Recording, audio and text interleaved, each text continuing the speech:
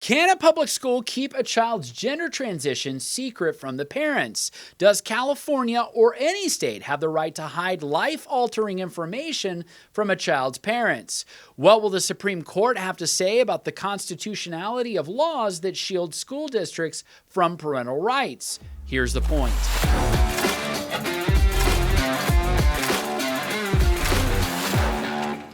On March 2nd, the Supreme Court issued a 6-3 per curiam opinion in Mirabelli versus Bonta, partially vacating a Ninth Circuit stay and reinstating a lower court injunction protecting parents in California's public schools. This is not yet a final ruling on the merits. The case is still working through the courts, but 6 justices of the Supreme Court have signaled that they agree that parents are likely to succeed on their constitutional claims. The case originated in 2023 when California teachers Elizabeth Mirabelli and Lorianne West sued after their school district denied them religious accommodations to its gender identity policies. The policies required teachers to conceal a student's gender transition from parents without the child's consent.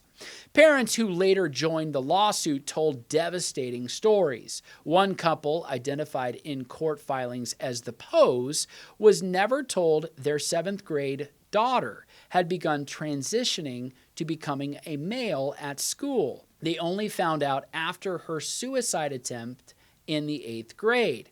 By 9th grade, despite their plea, the school continued using male pronouns. California's position was that parental disclosure puts students at risk.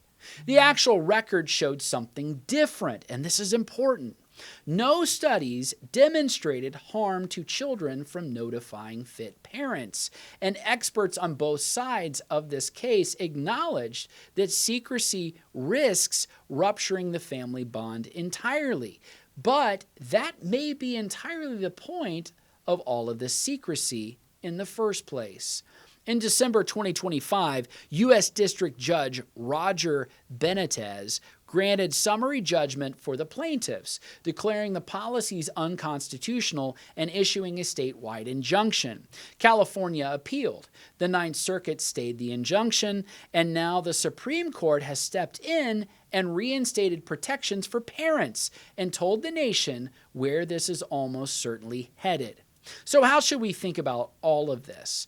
First, the Supreme Court sent an unmistakable signal. Parental rights should be constitutionally protected. California crossed the line, but they aren't the only ones. The court's per curiam opinion is carefully worded as an interim measure, but its substance is a preview of the verdict. The 6-justice majority concluded that parents are likely to succeed on both their free exercise and due process claims. On due process, the court cited numerous cases and over a century of precedent affirming that parents, not the state, hold primary authority over the upbringing and health of their children.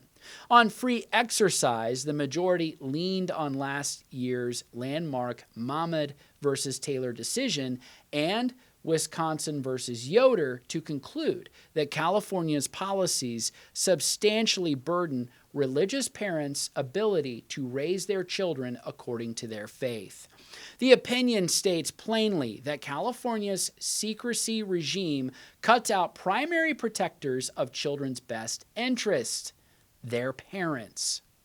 Second, California's policy was always about advancing an ideology and never about protecting children. The state argued that disclosing a student's gender transition to parents could expose the child to abuse. It is a serious-sounding argument that immediately collapses under examination.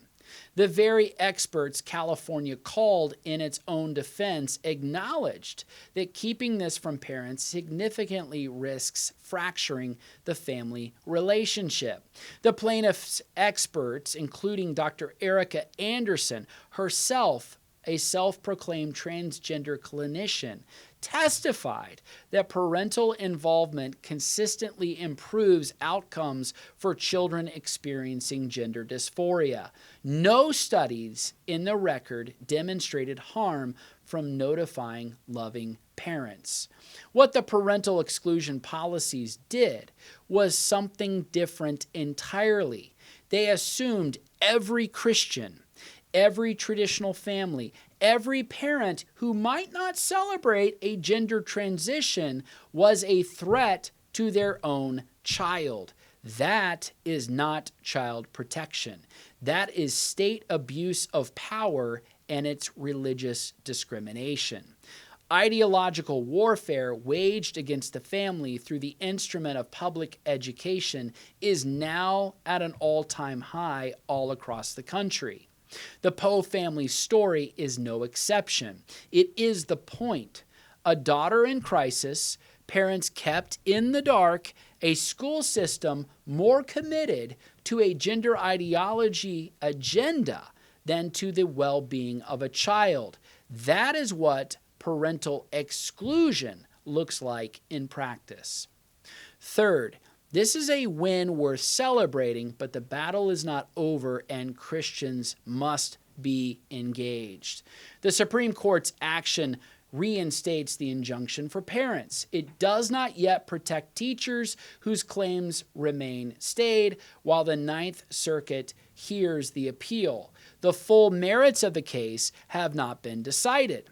Similar battles are pending in Massachusetts and other states. The Ninth Circuit, the most reliably progressive federal appellate court in the country, will not likely surrender quietly. But here is what we should understand. 6 justices of the United States Supreme Court just looked at California's policy of concealing a child's gender dysphoria from parents and said it is almost certainly unconstitutional. 6 justices said parents' religious convictions about raising their children deserve protection from the state and that the harm being done to families right now is irreparable and cannot wait. Proverbs 22:6 calls parents to train up a child in the way he or she should go. The state of California decided it had a better plan for parents, for teachers, and for children. And praise God that the Supreme Court just told California, actually, you don't have a better plan. God has given parents the authority and the responsibility for the care of their children. That responsibility is one that almost every single civilization has recognized throughout the ages, across continents and across cultures. Progressive ideology has the audacity to fight God and the natural order. Not only will it fail, but it will fail spectacularly. No policy based on false political ideology will ever overturn what God has woven into the fabric of a family. Male and female, made in the image of God, covenanted together before God in marriage, and children as the natural gift and blessing of their union cannot suddenly be circumvented by the state, no matter how much the state may try. In the end, the truth will prevail, and the family God has created will ultimately prevail with the final word and final authority. Because Christ is Lord over the state, he is Lord over the family, and his lordship always prevails.